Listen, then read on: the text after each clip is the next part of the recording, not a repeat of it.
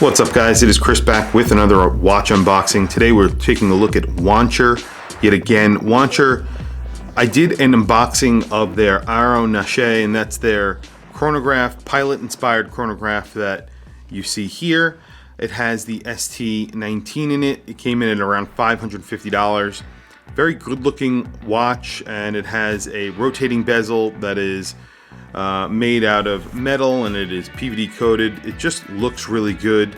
I put it on a different strap because I did not like the strap that it came on.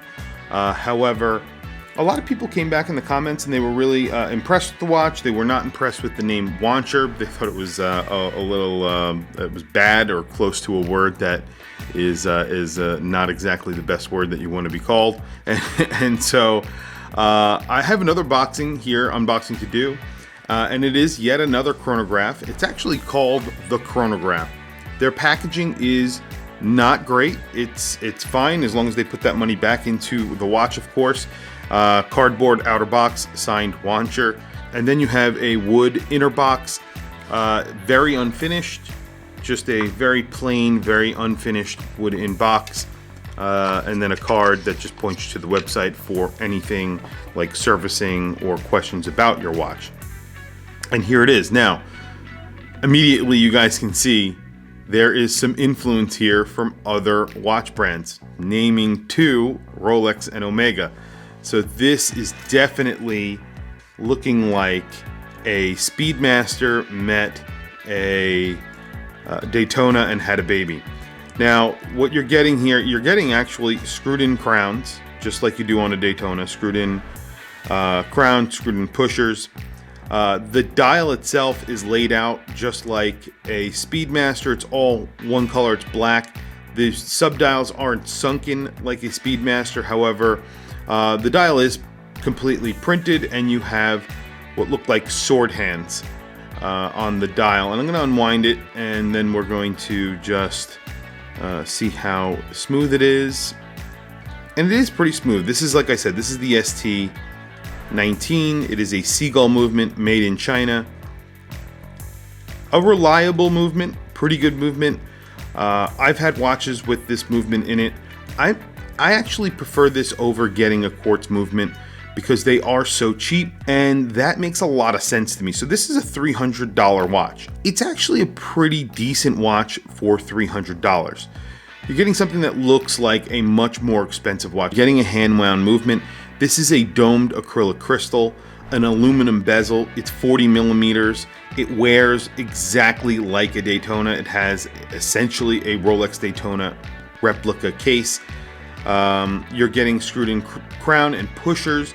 There are screwed links in this bracelet. It is a solid bracelet. You're not getting milled end links. You're getting just pressed end links and a fully pressed bracelet. There's plenty of adjust on the bracelet, as you can see. Screwed in case back, getting about 50 meters of water resistance. It is signed Wancher on the clasp, and you get drilled lugs for the ease of changing straps. This is a good looking watch, and for $300, and I'm just going to take the other Wancher that I had here, the Nache, and you can see they're about the same size generally. This might be a little bit bigger, maybe a millimeter bigger.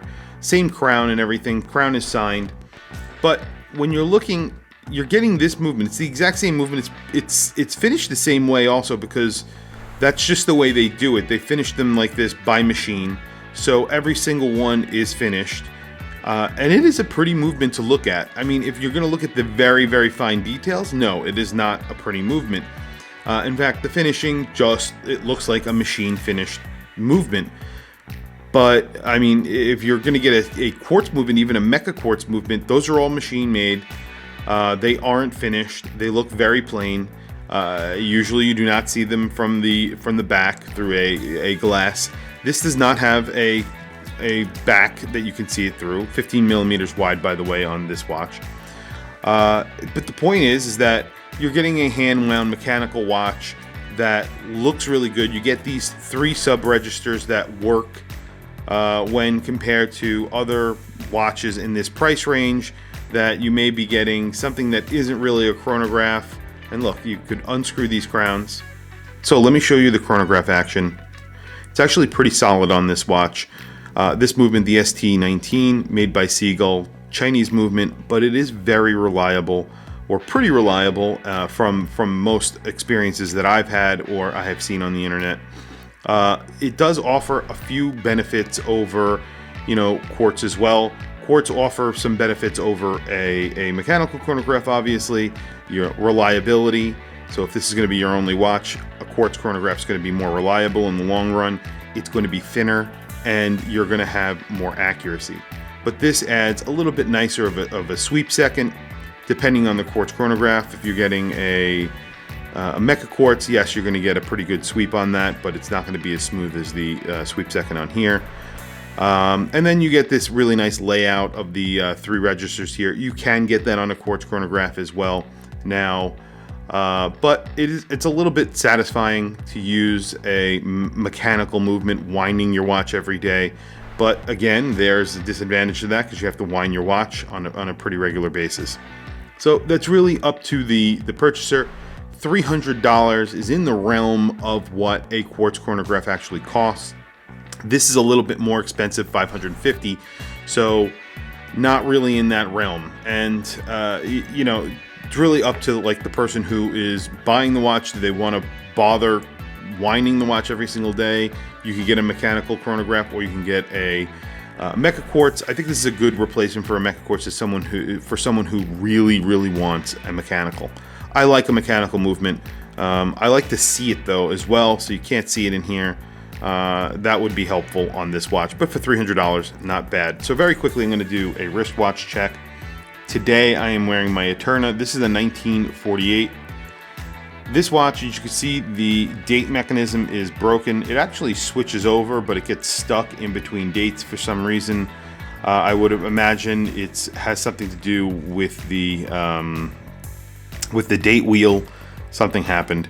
I've had this watch for quite some time. It does tell time perfectly well, and I've been thinking about selling it. I've bought a few other really cool Eternas, and I have those in my collection. This is an automatic. It's got that in-house movement. It is a good-looking movement, as you can see. Just kind of weird about the date.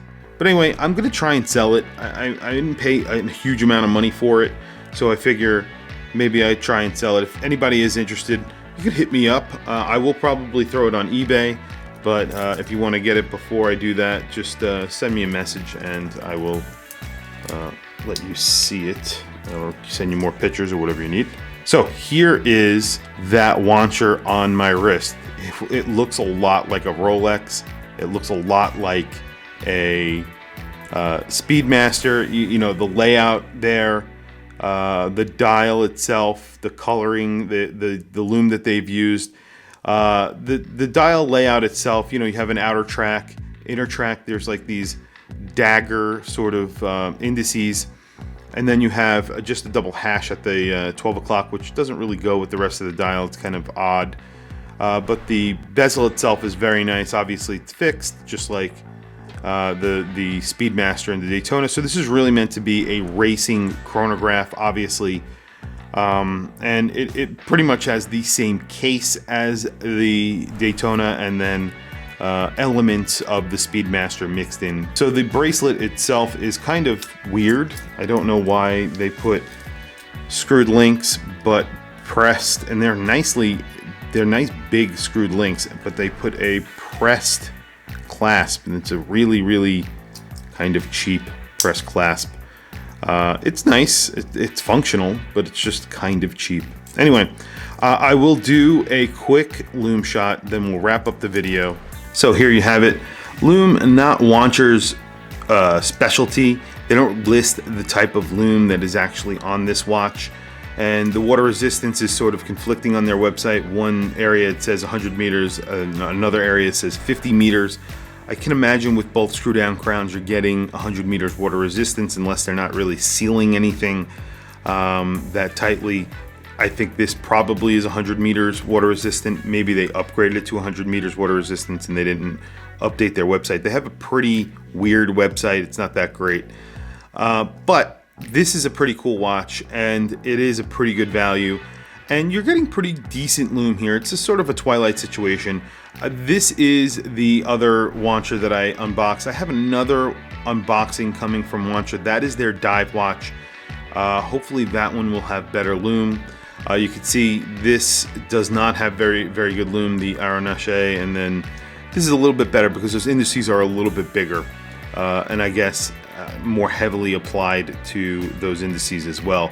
And this, the Aeronache is really fading very quickly, while this is hanging on a little bit better, but the lume is not great on these watches. Again, 300 bucks, so really not that bad.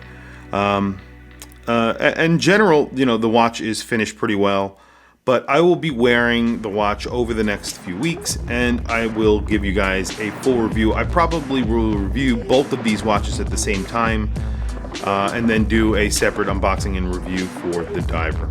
Don't forget to like, subscribe, hit that bell icon. It is super helpful for the channel. I also have some links in the description below. Those links are to Amazon. If you click one of those links and buy anything, it doesn't have to be the items that I have linked to. It helps support the channel, doesn't affect your Prime benefits or cost you anything extra. Also, follow me on Instagram. My Instagram is WatchChrisBlog. Anyway, thank you for logging on, and I will see you guys in the next video.